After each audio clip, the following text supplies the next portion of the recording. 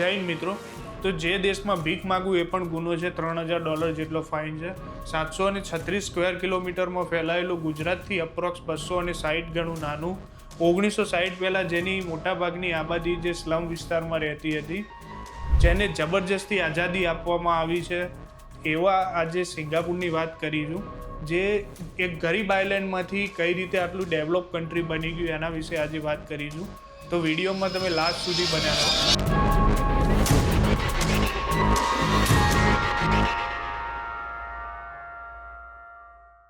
South એશિયામાં સિંગાપુરનો island છે, જેના અરાઉન્ડ બીજા 60 નાના મોટા આઇલેન્ડ છે સિંગાપુરના।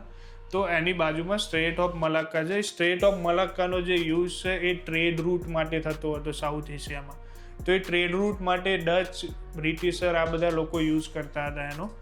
જ્યારે 1819ની સાલમાં ડચનું ડોમિનન્સ હતું એ સ્ટ્રેટ ઓફ મલાક્કા પર, તો એ ડોમિનન્સના લીધે જે ઈસ્ટ ઇન્ડિયા કંપની હતી, જે ઇન્ડિયામાં અને સાઉથ એશિયાના બીજા જે કન્ટ્રીઝ છે એના અંદર એની કોલોનીઝ હતી, ઈસ્ટ ઇન્ડિયા કંપનીનો બી એ ટ્રેડ રૂટનો યુઝ કરવો પડતો હતો। તો એને એ ટ્રેડ રૂટ પોતાના ડોમિનન્સમાં લેવા માટે સિંગાપુરનો યુઝ કરવાનું એમનો એક વિચાર આવ્યો। તો એ સિંગાપુરનો યુઝ કરવા માટે સિંગાપુરના જે સુલતાન હતા એમને થોડી ઘણી લાંચ રિશ્વત આપી, થોડા પૈસા આપ્યા, ડોલર્સ આપ્યા, એટલે એ સિંગાપુરના સુલતાને જે પોતાની જે જમીન હતી એ ઈસ્ટ ઇન્ડિયા કંપનીને ફ્રીડમ આપી દીધી યુઝ કરવા માટે।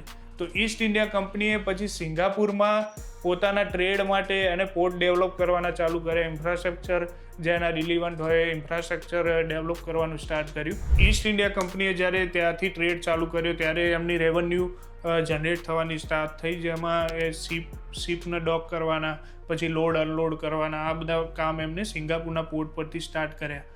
બટ એટ દેટ ટાઈમ એમને ચાઇના પર નજર પડી બ્રિટિશરોની, કે ચાઇનાનું જે ડોમિનન્સ છે એમાં ચાઇના જોડે જે નેચરલ રિસોર્સિસ છે, જેમ કે મિનરલ છે, એ બધા બ્રિટિશરની ઈસ્ટ ઇન્ડિયા કંપનીને બાય કરવા પડતા હતા ચાઇના જોડેથી। તો એ બાય ના કરવા પડે એના માટે અને ચાઇનાનું ડોમિનન્સ એ એરિયામાં ઓછું કરવા માટે બ્રિટિશર્સે એક ટેકનિક યુઝ કરી કે ચાઇનાની જે ચાઇનીઝ પબ્લિક હતી એમના ઓપિયમના રવાડે ચડાવી દીધા। ઓપિયમ એટલે આપણા ગુજરાતીમાં અને હિન્દીમાં એને અફીમ કહેવાય। ઓપિયમના રવાડે એને ચડાવી દીધા અને પબ્લિકને એક નશામાં લાવી અને ડોમિનન્સ સિંગાપુરના પોર્ટ પરથી ટોટલી ટ્રેડનું ડોમિનન્સ અને બધા બી આજુબાજુની કન્ટ્રીઓના બી પોર્ટ્સ પર એના યુઝ થતા હતા અને એનું એક ડેવલપમેન્ટ ત્યાંથી સ્ટાર્ટ થયું। અધર સાઇડ 1914માં ફર્સ્ટ વર્લ્ડ વોર સ્ટાર્ટ થયું। તો એ ફર્સ્ટ વર્લ્ડ વોર ટાઈમે બ્રિટન ડાયરેક્ટ ઇન્વોલ્વમેન્ટ હતું, પણ સિંગાપુર અને બીજી જે કોલોનીઝ હતી એમનું ઇન્વોલ્વમેન્ટ નહોતું। તો બ્રિટનના ઇન્વોલ્વમેન્ટના કારણે જે બી કોલોનીઝ હતી એમાં સિંગાપુર ને ઇન્ડિયા બધા જ આવી ગયા। એમના ઉપર ડાયરેક્ટ અસર થઈ ફર્સ્ટ વર્લ્ડ વોરની, અને એના પછી સ્પેનિશ ફ્લૂ આવ્યો તો એની બી અસર થઈ।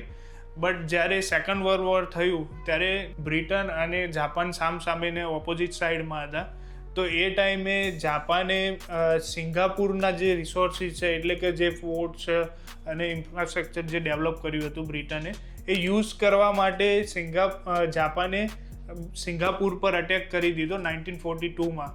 તો એ 1942માં અટેક કર્યો તો ત્યારે બ્રિટનના જે સોલ્જર હતા ઈસ્ટ ઇન્ડિયા કંપનીના, એમને સરેન્ડર કરવું પડ્યું। એ સરેન્ડર 80,000 સોલ્જરોએ કર્યું હતું। તો બ્રિટિશરોને હટાવી અને સિંગાપુર પર જાપાનીઝ આર્મીએ કબજો કરી લીધો, અને હજી તો જસ્ટ 2 વર્ષ થયા હતા અને 1945માં અમેરિકાએ હિરોશીમા અને નાગાસાકી ઉપર જ્યારે પરમાણુથી હુમલો કર્યો ત્યારે જાપાનની જે સિચ્યુએશન હતી ઇકોનોમિકલી એ વીક થઈ ગઈ। તો જાપાનની સિચ્યુએશન વીક થઈ તો જાપાનીઝ સિંગાપુર છોડી અને જતા રહ્યા। પણ જેવા એ લોકો સિંગાપુર છોડીને જતા રહ્યા તરત જ બ્રિટિશરોએ સિંગાપુર પોતાના કબજામાં લઈ લીધું અને એમનું ડોમિનન્સ ફરીથી સ્ટાર્ટ કર્યું।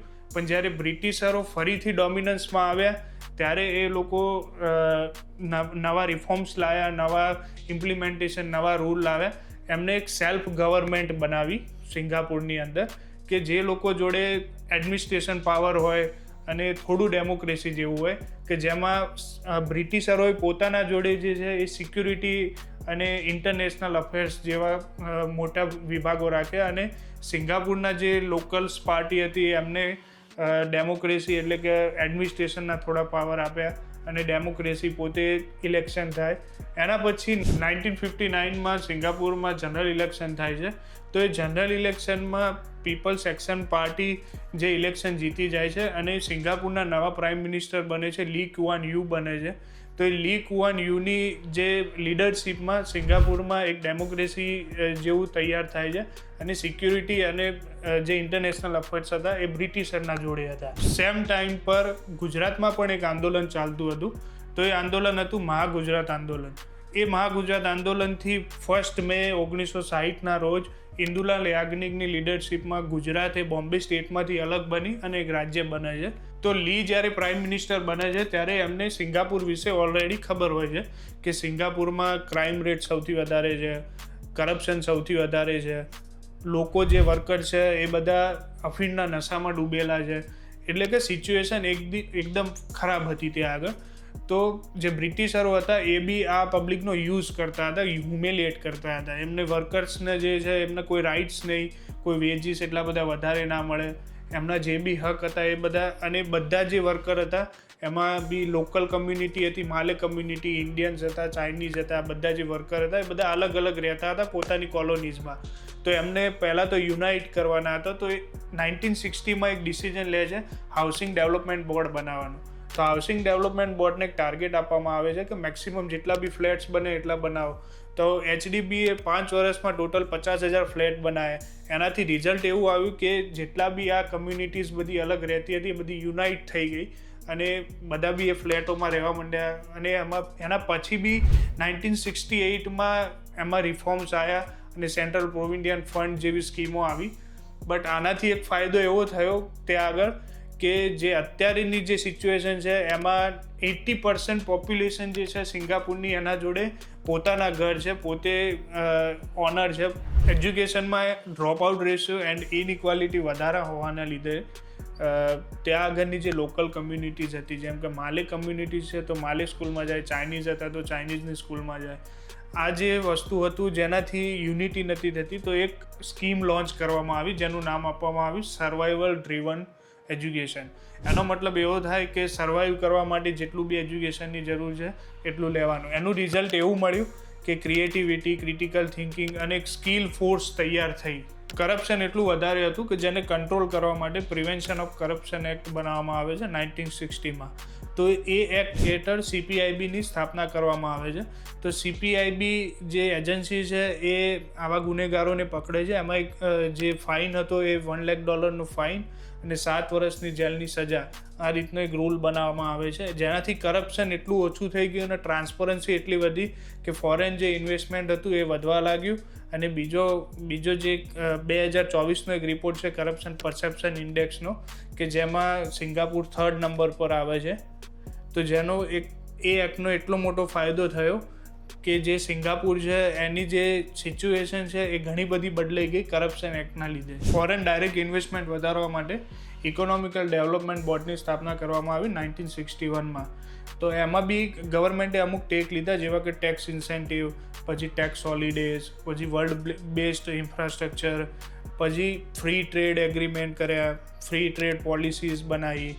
એવા ઘણા બધા જે ટેક લીધા જેના લીધે ફોરેનનું ડાયરેક્ટ ઇન્વેસ્ટમેન્ટ સિંગાપુરમાં અટ્રેક્ટ થયું.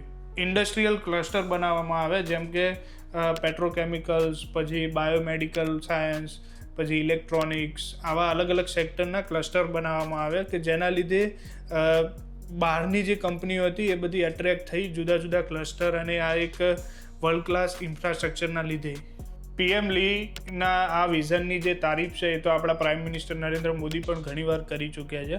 ઓલ્સો PM લી જે છે તે જ્યારે પ્રાઇમ મિનિસ્ટર હતા ત્યારે એમનું એવું માનવું હતું કે મલેશિયા જે છે એ એમનું ઇમ્પોર્ટર છે રબર અને ટીનનું.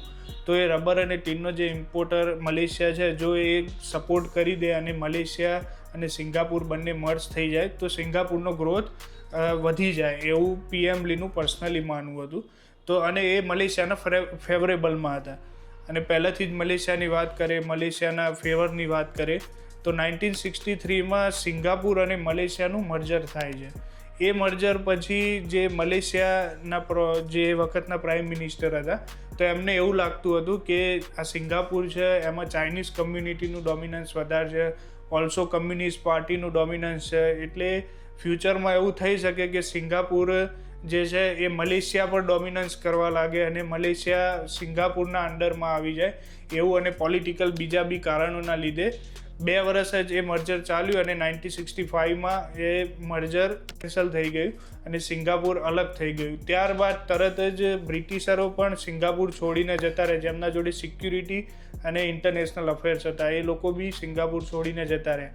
તો એ ટાઈમે સિંગાપુરની સિચ્યુએશન એવી હતી કે ના કોઈ ઇકોનોમિકલ ગ્રોથ હતો, ના એમના જોડે કોઈ સિક્યુરિટી હતી કે ના બીજું કંઈ હતું.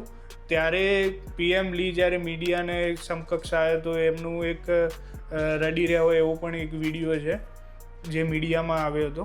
આ સિચ્યુએશનમાં જ્યારે PM લી જોડે પોલિટિક્સ કરવાનો પણ ટાઈમ નહોતો, ત્યારે કન્ટ્રીમેન તરીકે એમને કામ કર્યું અને વર્લ્ડની અલગ અલગ કન્ટ્રીઓમાં, જેમ કે એશિયાની કન્ટ્રીઓ, ઇન્ડોનેશિયા, મલેશિયા, બીજી બી કન્ટ્રીઓ છે, યુરોપની કન્ટ્રીઓમાં, આ બધી કન્ટ્રીઓમાં જે બી કંપનીઓ હતી એ ટાઈમે એમના જોડે ગયા અને એમને ઓફર્સ આપી કે tax incentive, 5 year holiday tax, પછી વર્લ્ડ ક્લાસ ઇન્ફ્રાસ્ટ્રક્ચર, આ બધી જે ઓફર્સ આપી એના લીધે કંપનીઓ અટ્રેક્ટ થઈ અને સિંગાપુરમાં ઇન્વેસ્ટમેન્ટ સ્ટાર્ટ કર્યું.